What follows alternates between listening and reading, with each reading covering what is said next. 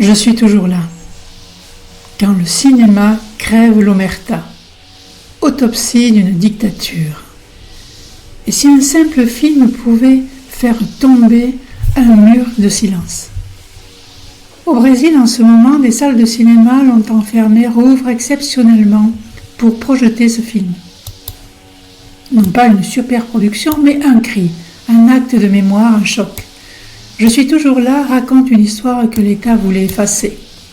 Celle de Rubem Paiva, architecte député, père aimant, que la dictature militaire a fait disparaître. Son corps ne fut jamais retrouvé, mais le film le ressuscite. Non pas pour venger, mais pour rappeler, réveiller, déranger.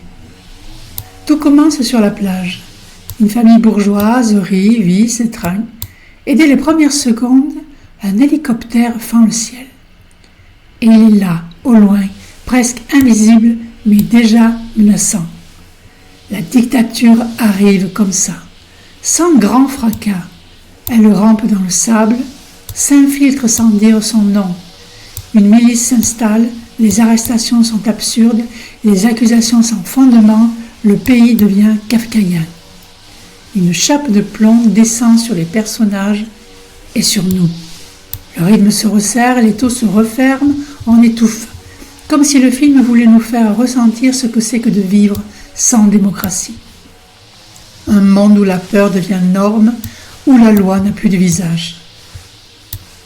Et cette scène d'ouverture, lumière, sable et insouciance, fait écho aux Dents de la mer de Spielberg. On y joue, on y rit, et puis quelque chose fend le ciel. Ici, ce n'est pas une nageoire, c'est l'hélicoptère de la dictature. Une menace qui approche sans bruit avant de refermer ses crocs.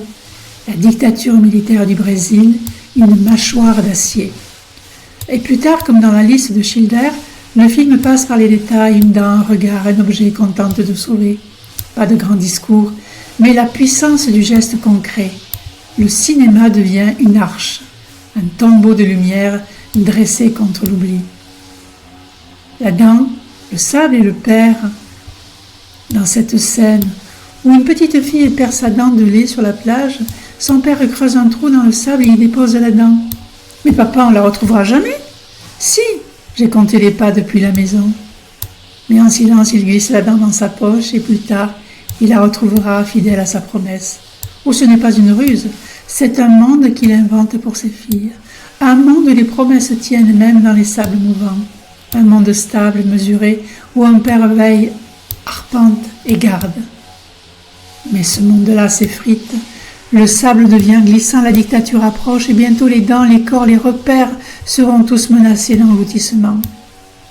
Et cette actrice, Fernanda Torres, la force nue, au cœur du film, qui incarne une femme debout, pas une héroïne spectaculaire, mais une voix obstinée, un corps qui tient, une lucidité, sans éclat ni pause. Elle porte le film comme on porte un deuil, sans gémir, sans détourner les yeux. Sa présence est politique, elle donne chair à la mémoire, et c'est elle en creux qui nous regarde et nous dit « Et vous, que feriez-vous si on vous privait de démocratie et de vos morts effacées ?» Et le disparu, Rubem Paiva, c'est lui le centre vide du récit. Père élu, citoyen, arrêté, jamais revu. Le film ne prétend pas savoir ce qui s'est passé, mais il ressuscite par la caméra et par la voix des vivants pour en faire un martyr, non, et pour le rendre inoubliable.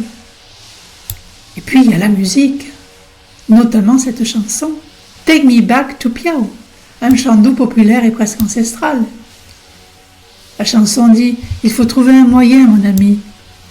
Ce refrain-là, c'est tout le Brésil qui parle, un peuple broyé mais pas effacé, qui invente des ruses de survie, de mémoire et de tendresse, où la chanson ne crie pas, elle murmure, elle relie, elle appelle les racines, les absents, les terres perdues. Elle fait respirer le film autrement. Et si oublier n'était pas une maladie, mais une défense, parce que le film ne s'arrête pas sur une simple disparition, il s'achève sur un visage effacé par l'âge, la maladie et le silence. Cette femme atteinte d'Alzheimer semble n'être plus là. Mais ce n'est pas la mort qui l'a prise. C'est peut-être l'impossibilité de vivre dans un monde qui étouffe la vérité.